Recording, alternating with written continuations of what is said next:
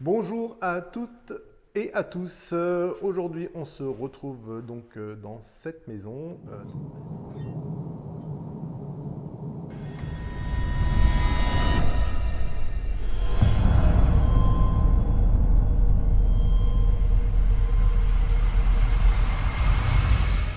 Bonjour à toutes et à tous. Aujourd'hui, on se retrouve dans une maison sur Cap Coral. Qui a la particularité de correspondre en fait à ce que l'on construit actuellement, c'est-à-dire des maisons qui font plus de 150 mètres carrés avec piscine et accès canal pour pouvoir y mettre un bateau. Voilà, donc ça c'est le postulat de base, on peut dire. Tout à fait. C'est le critère de base. On a des secteurs dans la ville que l'on a repéré pour pouvoir être dans les meilleurs prix de vente à la fin. Et on va vous expliquer ce que l'on fait. Alors, on propose en fait tout simplement à des investisseurs de pouvoir investir ici en Floride en faisant de la construction, mais sans avoir la totalité du montant, du coût de la construction. Ici, on est sur des maisons qui sont à plus de 550-600 000 $.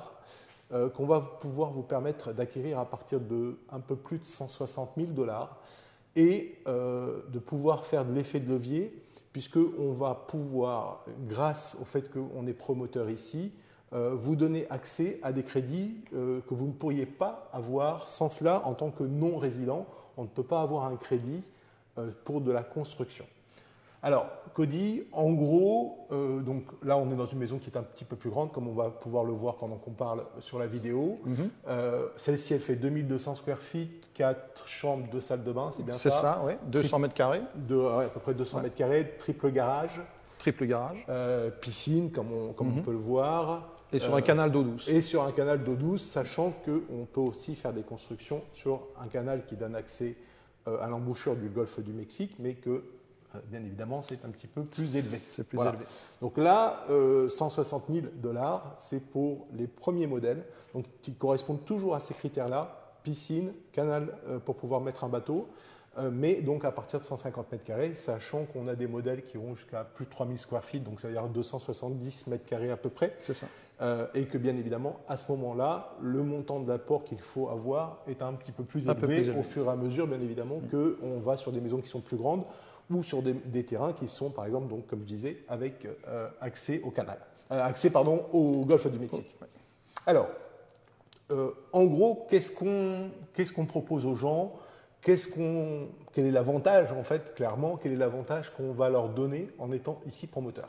Écoute, le premier avantage, je dirais, c'est la rentabilité. Une rentabilité de 2 chiffres parce que avec un apport financier qui fait effet de levier, fatalement, le rapport est bien meilleur pour l'investisseur. Oui, en gros, on peut dire que c'est multiplié par 2, voire 3. C'est ça. Par rapport à une rentabilité qui serait, je dirais, classique si on n'avait pas cet effet de levier. Exactement. Donc, voilà. Le rapport, le retour sur investissement est plus élevé.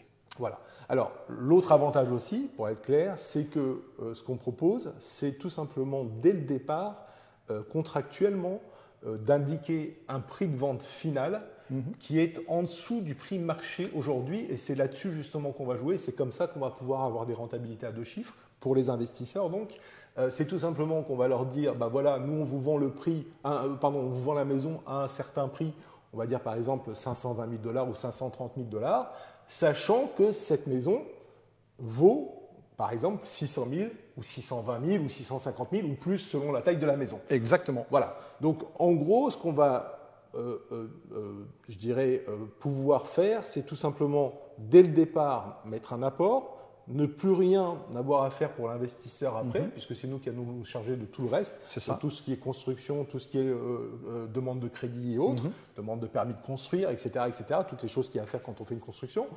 Et on va avoir donc déterminé dès le départ un prix de vente, sachant que ce prix de vente sera réalisé le jour où l'acquéreur, donc notre client à nous, aura un acquéreur final. C'est ça. Donc en gros, si je donne un chiffre, je reprends mon exemple de tout à l'heure, 520 000 prix contractuel qu'on va vendre au niveau de la maison. Si cette maison vaut 600 000, bien, tout simplement, le jour où notre investisseur trouve le client à 600 000, donc en général le jour où la maison est terminée, puisqu'en fait on met la maison en vente au moment où elle est terminée ou quasiment terminée, on va avoir donc une plus-value sur laquelle bien évidemment il faut déduire des frais. Ouais. Donc il y a les frais de notaire, les frais d'agent immobilier, même les impôts, puisqu'on a même calculé les impôts que devraient payer nos investisseurs ici aux États-Unis. Mais malgré tout, en ayant payé tout ça, on a donc des rentabilités à 2 chiffres qui sont assez élevées et qui sont, on va pouvoir en fait refaire la même chose au fur et à mesure tant que le marché est porteur. C'est ça. Donc ça veut dire, aujourd'hui, une construction, c'est plus ou moins 1 an, 12, 14 mois, quelque chose comme ça, tout compris avec les demandes de permis, enfin tout ce qui est administratif avant. Si le marché est toujours porteur après, rien n'empêche l'investisseur de pouvoir refaire la même opération ou une opération un peu plus importante puisqu'il aura un peu plus de cash, si, encore une fois, si le marché est toujours le même, c'est-à-dire s'il est toujours montant comme il l'est aujourd'hui. C'est ça. Aujourd'hui, sur Cap Coral, donc Cap Coral, c'est une ville donc, qui est sur la côte ouest de la Floride, on a énormément de construction. C'est la ville, je crois que c'est la seule ville où il y a eu le service de demande de permis de construire qui a été fermé, tellement qu'il y avait de demandes. Je crois que c'est la seule, ça n'existe pas ailleurs. On a des constructeurs aujourd'hui sur le marché qui construisent eux-mêmes, sans même avoir un client, qui construisent énormément de maisons et qui les mettent en vente uniquement quand elles sont terminées, parce que bien évidemment les plus-values sont importantes. Aujourd'hui, quels sont les avantages de la ville? Quels sont les avantages de cet emplacement-là? Quels sont les acquéreurs? Quels sont les gens qui vont acheter ces maisons? Écoute, d'abord, il faut savoir qu'il y a 1000 personnes par jour qui viennent en Floride, qui viennent s'installer en Floride et qui viennent d'autres États. Donc un peu plus de 360 000 personnes par an qui s'installent en Floride. C'est ça. Ces gens-là ont besoin de vivre quelque part. Donc, l'avantage de Cape Coral par rapport au triangle Tampa, Miami, Naples, ce sont 3 villes qui sont un peu overcrowded, comme on appelle ça. C'est-à-dire qu'il y a énormément de gens, c'est déjà très chargé. C'est très chargé, c'est très chargé. Cape Coral offre une certaine relaxation, offre une certaine vie. Qualité de vie paisible. Elle est moins dramatique, elle est plus relaxante. D'accord. C'est pas Miami, clairement. C'est pas Miami. Et il y a énormément de gens, j'ai beaucoup de clients canadiens qui me disent la même chose. C'est fini pour nous le côté Est avec Miami et Hollywood. Hollywood est devenu le 2e Québec. Ouais.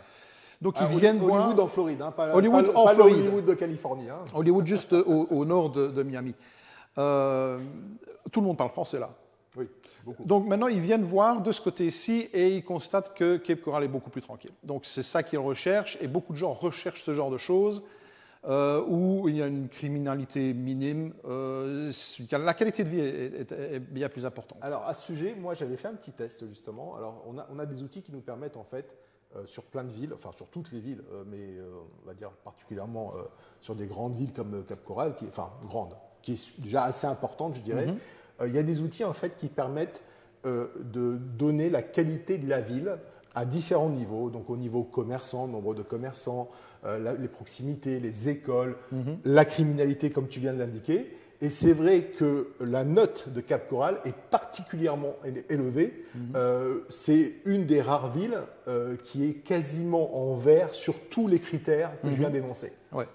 Donc c'est bien la preuve que c'est un endroit qui est très recherché par des gens qui veulent y habiter.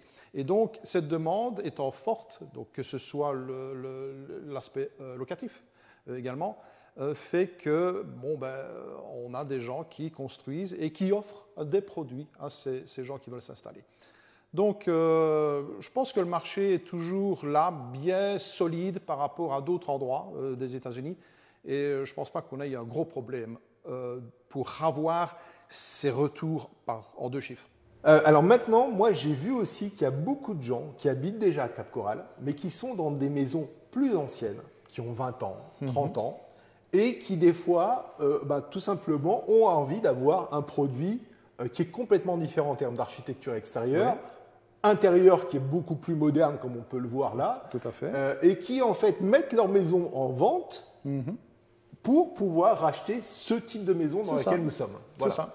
Donc non seulement il y a le nouveau candidat qui arrive, mais il y a aussi le local qui se dit, tiens, je vais un petit peu mettre à jour ma demeure. On est d'accord.